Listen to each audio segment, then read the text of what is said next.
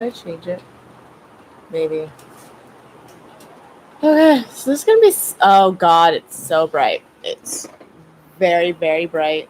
It's very, very bright. Okay, that's better. We're also gonna put this down just a tish. I see that's the issue. I don't get like a decent preview. You don't need to see the computer too. That's just weird. But I don't get a decent preview when I am setting stuff up for this on YouTube. So it's hard for me to know how how brightness is doing.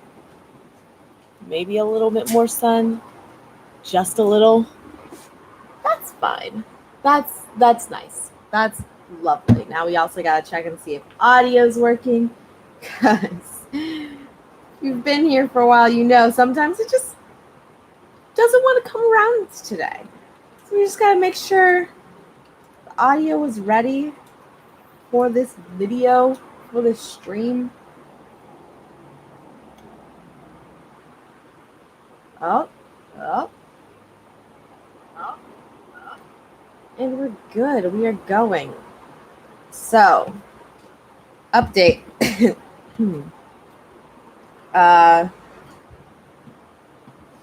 There's a video coming out today on both channels.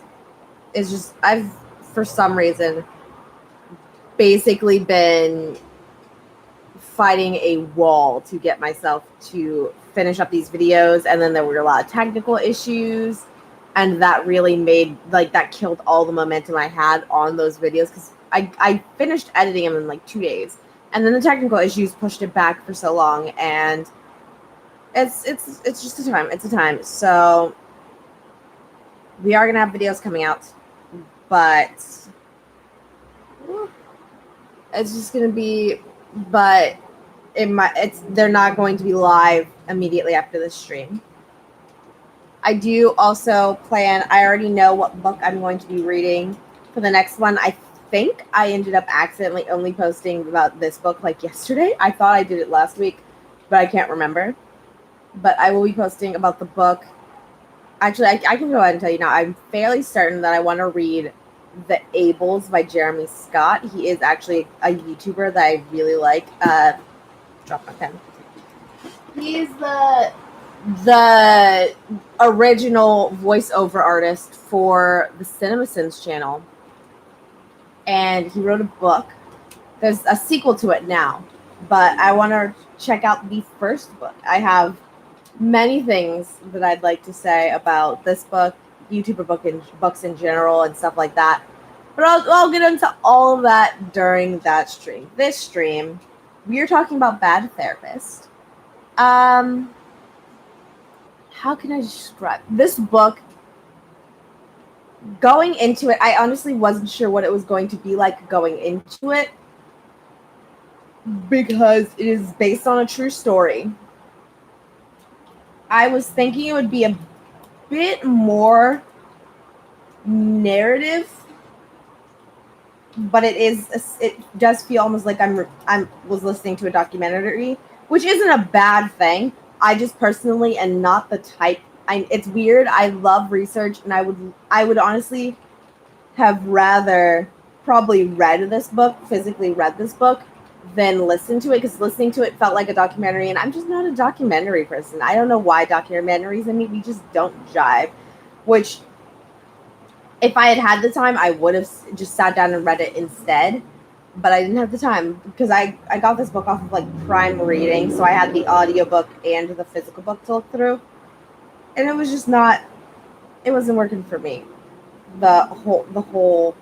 but the documentary feel to it. But that's fine. It did still have kind of a story flow to it that helps to make it more palatable for me. But again, that's really just a personal thing. Okay. But what is this book about? Bad Therapist is about, I don't know if his real name is Christopher Batham, but we're essentially just going to be referring to these people and the names, all of that, as if those were fictionalized, and maybe as if some of the details we do not have confirmed because I didn't do any secondary research on it. So we're just going to refer to them as if just within the realm and within the scope of the story. So you have Christopher Batham, who is, he used to be this just homestrung guy, own little business. I think he was cleaning cars. He had a car washing business. But I don't know if it was the recession or for some reason his family ended up needing more money than that. And he decided he wanted to get into the business of rehabs. What happens is you have, first off, they started as just a sober living home, which there are a lot of leniencies that were given to sober living homes. A lot of them being given because of the Americans with Disabilities Act that included addicts as people with disabilities because it was not necessarily something that they could control. So you had addicts then being protected by those rights from the Americans with Disabilities Act. But that also gave a lot of leniencies to places like sober living homes in the idea that there was no way to monitor them because for all intents and purposes, this is these people's homes, and police wouldn't be able to casually walk in and monitor and survey someone's regular home. So now you cannot go in and monitor and survey a sober living home. And because of that, they could stretch a lot of the rules of sober living homes beyond the extent that they were supposed to be. And that was just the beginning, because they soon realized that you have these people in sober living homes, you can charge them a pretty decent amount, and that would help pay your own bills. Then you can also have a person that gets to stay there for free. They are the manager of the building. They are then responsible for making sure everything is up safe and everything is taken care of in the building, so you don't have to do it. It comes off their dime. So they had that whole situation figured out. But these people were essentially, they weren't getting help. It was just supposed to be a place that they could live to really try and be sober. But they weren't really getting help. And they realized that they then have a lot of these addicts relapse, and they'd go to a rehab that would get a lot more money. So they just wanted to try and put it all together. So that way when they could extend and take advantage of all of the lack of surveillance over a sober living home, while also getting the money of a rehab, though the two on paper aren't supposed to be, but the two in practice and theoretically aren't supposed to be the same, but on paper there are a lot of loopholes that allowed them to do that. So they naturally didn't care about whether or not an addict relapsed or not, because either way it was just, they had, no matter what, it was a win-win situation. If they relapsed, they get the money back for bringing them back in for treatment. And if they didn't relapse, then they could bring their friends in and say that they cured this person. So what you end up seeing happen for them to try and make these places rehabs, they bring in AA leaders who are not certified for anything really. And they're not certified for anything. But they bring them in and they're going to lead therapies, so that way you can have they get so complicated with all of the ways that they go around to these loopholes, but you have someone there that can lead treatment and therefore make it a rehab. But because sober living homes are not supposed to have a licensed therapist in-house, you don't have a licensed therapist there. that is living and under the employment of this place. But on the other hand, because they want to get money, not from the addicts. That's the thing. They don't want to get the money from the addicts because they want to charge prices that most people could not afford. They want to charge the insurance companies. And with I believe it's still the Americans with Disabilities Act. If the insurance companies try to say, hey, it doesn't check out right, unless they have enough evidence, they could just sue them for not providing services to these people with disabilities. So there's a lot of just intertwining. They also end up bringing in some licensed doctors. I don't even know if I don't think these doctors are ever actually present at the place, but I think they're just getting paid to say, if anyone calls, that they were present, and because the doctor was present, now the insurance companies have to pay for all of this. And they get so much money. They also open up insurance accounts under their patients' names without contacting them. They double charge multiple insurers for different treatments for different patients. They do a lot of... They're scamming people. They're really scamming a lot of people. But you then get to this girl, Rose. She was addicted to alcohol, and so was her husband. She ended up going to rehab after her husband had a really bad relapse. And Christopher Batham ended up being her therapist. He tells her a lot of nice things because he's not a therapist. He's not licensed in anything, but he's studied Eastern philosophies almost his whole life. So he tells her, you're just living your life for other people. You're here because you're guilty about what happened to your husband, but that's not your fault. You're not an addict. You're not a drunk. You have no problems at all. And at that point now she's not infatuated, but she admires Batham so much, and she just looks up to him. She put him on a pedestal because he changed her life. He then asks her, like he does most patients that just, I don't want to say graduate, but most patients that surpass the need for being treated at the facility. He asks her if she wants to work there, and she does. She works as his assistant. And over time, she starts to realize that some sketchy stuff is going on. Primarily because a friend of hers had a friend who used to work at another one of this man's facilities, and that woman left because of intense amounts of fraud, as well as she believed that he was sexually exploiting the patients there, and so she left.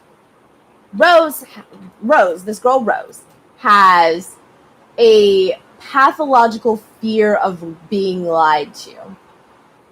So she goes to Batham, and she tells him, hey, have you done any of these things? He says no. She feels bad for ever even asking. One day she's in his car with him, and she finds an Altoids can, and it has this weird white chunk thing in it. She's like, what's that? It's just a deformed Altoid. She believes him. Until one day he just snaps at her, and he freaks out so bad that she's like, what if that wasn't a deformed Altoid? Batham ends up asking some random people around the office if they can drive his car down to like a car wash or something. Rose volunteers, gets in the car. It's not a deformed Altoid chunk. It is almost certainly cocaine, and there is cocaine all over his car. So she then decides she wants to report it to the other people at this facility. Batham goes on a vacation.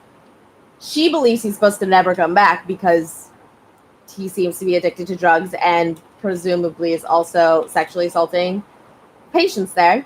He comes back from his vacation and starts telling people that Rose is an addict and that she's making up everything and that she's just making up because she made sexual advances on him. And again, she has this pathological fear of lies. She doesn't like this. She has a really bad reaction to this. Now, she firmly believes that he is not only doing drugs, but he's also exploiting the patients. So now she wants to check and see if this fraud stuff is real. And by far, the biggest just gold bin in her lap. Someone stole a computer from their insurance department and is threatening to give the information away. Batham orders her to go solve the whole problem. She goes. She talks to the person that stole the computer, gets copies of all the most incriminating information, and brings the laptop back. Then she spends a while just looking into and doing research on all this fraud possibilities. As she's doing that, you also have this woman that works in insurance who's starting to realize that there's a lot of real sketchy stuff happening with all of these rehab facilities, specifically under Batham. Rose ends up calling her one day. It's like, hey, I've got like a ton of information about this man's fraud. They have a conversation in a coffee shop, go their separate ways. Someone tries to kill Rose in a way that he specifically told her in a meeting that they had. Because someone else is also trying to bring down Batham, and he just went off on a rant about how he wanted to kill that guy that's trying to bring him down. And he ended up using that same plot on her. No charges were brought in that case because they couldn't really prove it, though. But again, she follows through with all of the fraud. She gets fired from CRLA, the rehab facility. She gets fired from there and is now just essentially talking to a lot of the other people that still work there to bring facts and files to the case. So what we end up seeing is he does, because essentially this book is told relatively in and out of order.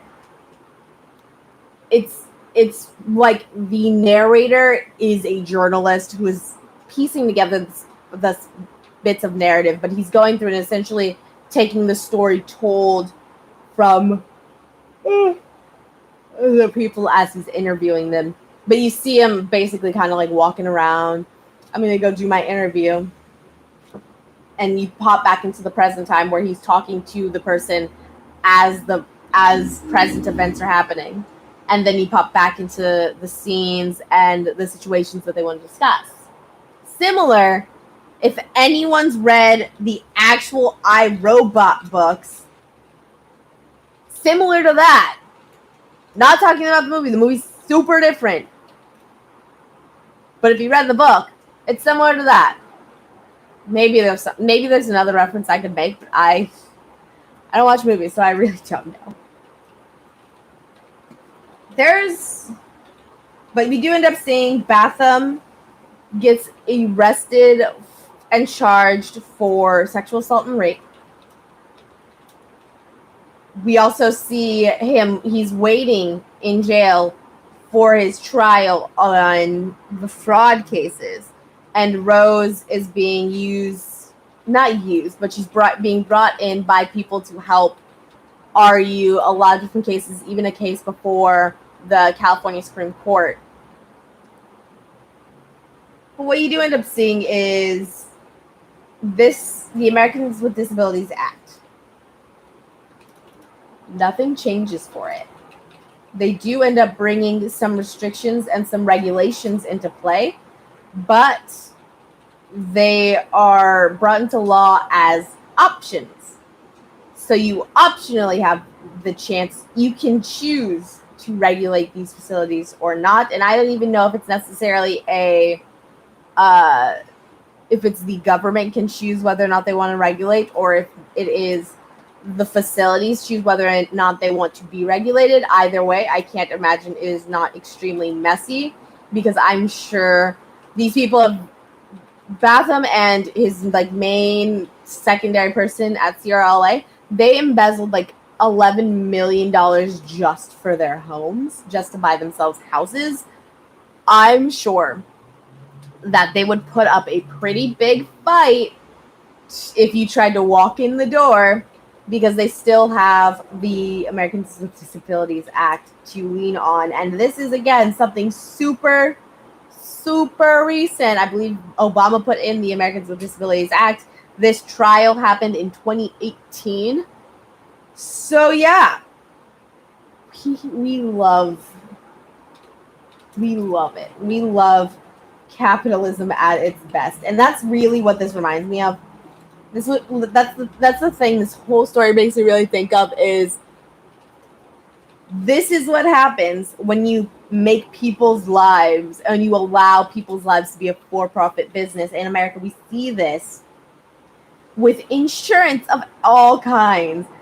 A lot of people show Americans spend the most money on insurance, but we have, compared to countries in the first world that have just insurance and healthcare for all, we have the lowest quality of healthcare, because it's not about tending to people, it's about profit.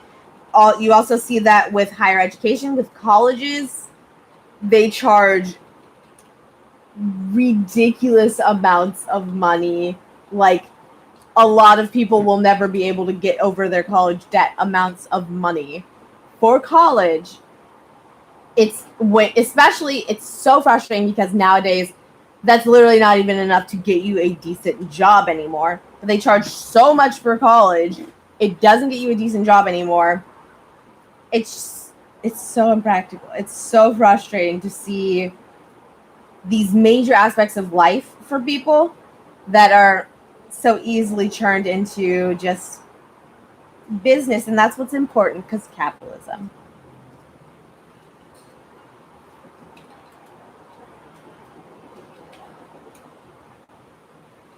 God. But there are also the thing that you really feel when you're reading this book is the fact that we do also pop into the stories of several people that have been hurt by Batham. There's this one chick who, she had a drug addiction, and she ended up getting with a disease where something was impacting her nerves, and that something was impacting her nerves by using needles. It was impacting her nerves and damaging her spine. And if she was able to stay clean, if she was able to stay off of drugs, she would live, but continuing to do that would be a death sentence. So she ended up going to CRLA. She got clean, but then Batham started offering her sex, offering her he can drive around in his Tesla, his fancy cars, give her money, give her drugs for sex. And she participated. And that ended up killing her. But you do see that I believe she passed away before his trial for this, but she did get to make a statement to the department. Oh god, my camera looked like it died for a second. But she did get to make a statement to the department, and they recorded that statement and used that at his trial, use that as evidence at his trial. And I believe he got 4 counts of sexual misconduct specifically just against that one woman. But you really do get to feel the pain and how terrible it must be, and how disgusting it is for people to take advantage of someone that they've given so much trust to and been so vulnerable with. You can just feel it's so frustrating. It's so disgusting. It's so inhumane, really. But again, gotta get that money, I guess. Oh. I would say the only real like note I would have, because again, it's more of a documentary style thing.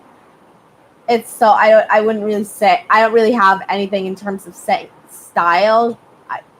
Half because really mostly because I don't really have anything to compare it to. I don't watch documentaries, so I don't really have anything to set as a base of my preference when it comes to a documentary. But something that I will note with this is that there are some switches in point of view that happen throughout the book that that can be a little hard to follow, because I was listening to it as an audiobook, and so that there's some switches in the point of view that were just a little difficult to keep up with at times.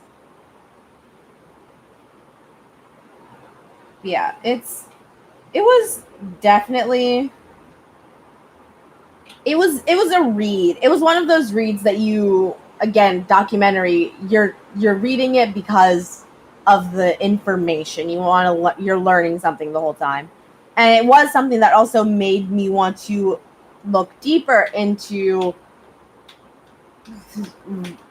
for A, the Americans with Disabilities Act, B, what, if any, known changes are happening with the rehab monster, because of course he had a chain of several of them, specifically in California and Florida, but there are lots of rehabs out there that I'm sure are all there because they love people and they love taking care of people. I'm sure there are plenty of people that did this for the money, and there are a lot of questions to be had there, because you also think there's so many things that can be touched on and thought about here, and there are so many questions that it leaves me with, including, and not even really related to just the monster of corruption within this industry.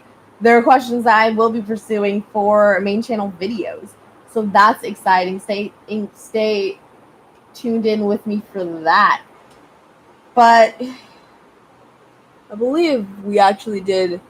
That went by way faster than I thought it was going to be. That is really the time. I have work to do. I have videos to get you guys. It's going to be fun. Say hi to Big Bird. He's hanging out over there, just looking at you. But that's all I have on this book. Next time, probably will be looking at The Ables by Jeremy Scott. And then after that, Christmas books. I don't know what I don't know. I know I have like one mystery Christmas book. I don't know what else after that, but we'll figure it out because Christmas. But yeah, that's all I've got for you right now. Until next time. Valedictions, friends. Oh god, I forgot how to end the stream. Oh. Got it.